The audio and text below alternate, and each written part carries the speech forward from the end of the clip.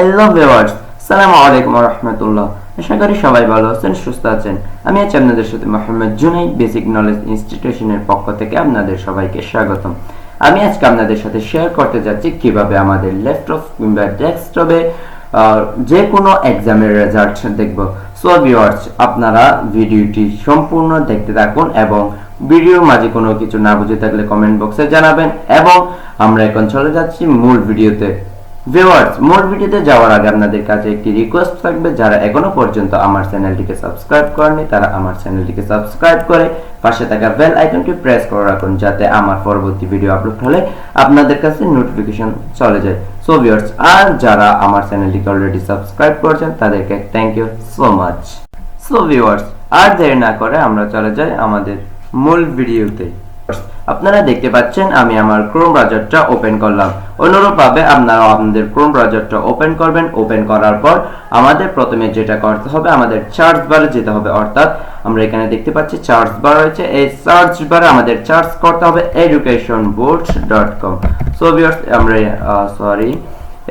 educationboard.com search করে দিব। Viewers, আমরা দেখতে পাচ্ছি আমাদের যে ওয়েবসাইটটাতে প্রবেশ করতে হবে। সেই ওয়েবসাইটে কিন্তু গুগল সার্চ ইঞ্জিন অলরেডি আমাদেরকে সাজেস্ট করছে। সো ভিউয়ার্স, এই অবস্থাতে আমাদেরকে জাস্ট এন্টারে প্রেস করে দিতে হবে। সো ভিউয়ার্স, আমি এন্টারে প্রেস করে দিলাম। এন্টার প্রেস করার পর আমাদের সামনে এই ইন্টারফেসটা শো হলো। এখানে আমরা দেখতে পাচ্ছি ministry of education, intermediate and secondary education boards Bangladesh. So viewers, এখানে আমরা আরো নিচে এসে দেখতে পাচ্ছি examination, year, board, roll, registration number. এরপর হচ্ছে আপনার একটা অঙ্ক দিয়েছে, সেই অঙ্কের রেজাল্টটা আপনাকে টাইপ করতে। সো ভিউয়ার্স, এখানে আমাদের প্রত্যেকটা অপশনে কিন্তু সিরিয়ালি ফিল আপ করে আসতে হবে। সো ভিউয়ার্স, এখানে আমি প্রথম যে অপশনটা আছে এক্সামিনেশন, সেই এক্সামিনেশন অপশনটা এখন ফিল আপ করব।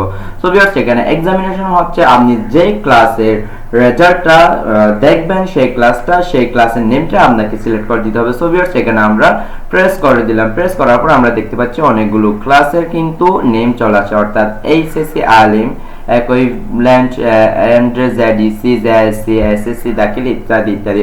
সো ভিউয়ার্স, আমি এখন আমার যে ক্লাসের রেজাল্টটা দেখব আমি সেই ক্লাসটা সিলেক্ট করে দিব। অর্থাৎ আমি জেডিসি অর্থাৎ জেএসসি এর রেজাল্টটা দেখব। সো আমি জেডিসি অথবা জেএসসি সিলেক্ট করে দিলাম। সো এই ক্ষেত্রে আপনারা যে ক্লাসের রেজাল্ট দেখবেন সেই ক্লাসটা আপনারা সিলেক্ট করে দিবেন।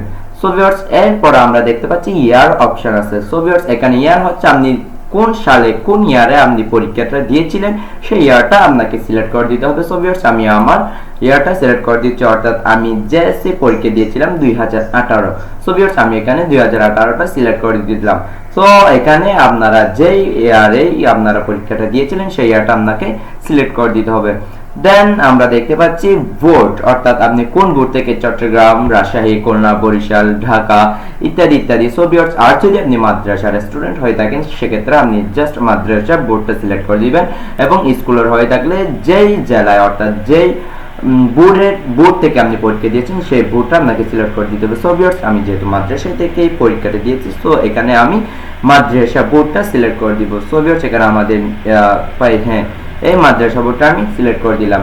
দেন আমাদের রোল নাম্বার অর্থাৎ জেএসসি অর্থাৎ জেডিসি পরীক্ষায় আমার এডমিট কার্ডের যে রোল নাম্বারটা ছিল সেই রোল নাম্বারটা এখন কিন্তু আমাদের টাইপ করে দিতে হবে। সো ভিউয়ার্স, আমি আমার রোল নাম্বারটা টাইপ করে দিলাম। অনুরূপভাবে আপনারা আপনাদের রোল নাম্বারটা এডমিট কার্ড থেকে দেখে দেখে কিন্তু এই রোল নাম্বারটা টাইপ করে দিতে পারেন।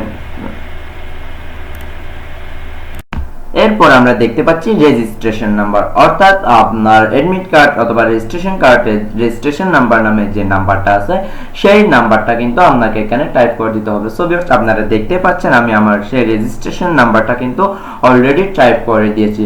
সো ভিউয়ার্স, এরপর আমরা দেখতে পাচ্ছি আমাদেরকে একটা অঙ্ক দেওয়া হয়েছে, অর্থাৎ যোগ অঙ্ক যাকে বলে।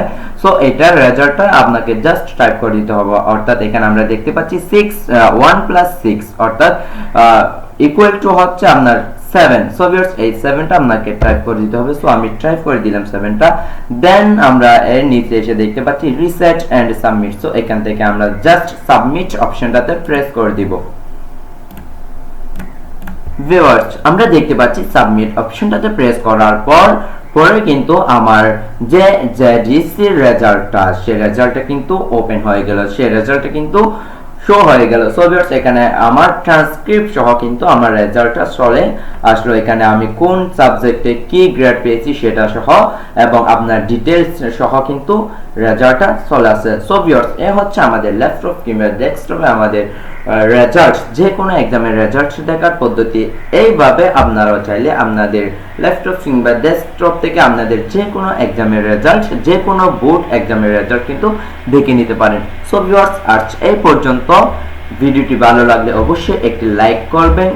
ভিডিওতে কোনো কিছু না বুঝে থাকলে অবশ্যই কমেন্ট করে জানাবেন এবং কথা হবে পরবর্তী কোনো ভিডিওতে। এই পর্যন্ত আপনারা সবাই ভালো থাকবেন, সুস্থ থাকবেন। সবাইকে ধন্যবাদ। আসসালামু আলাইকুম ওয়া রাহমাতুল্লাহি ওয়া বারাকাতুহু।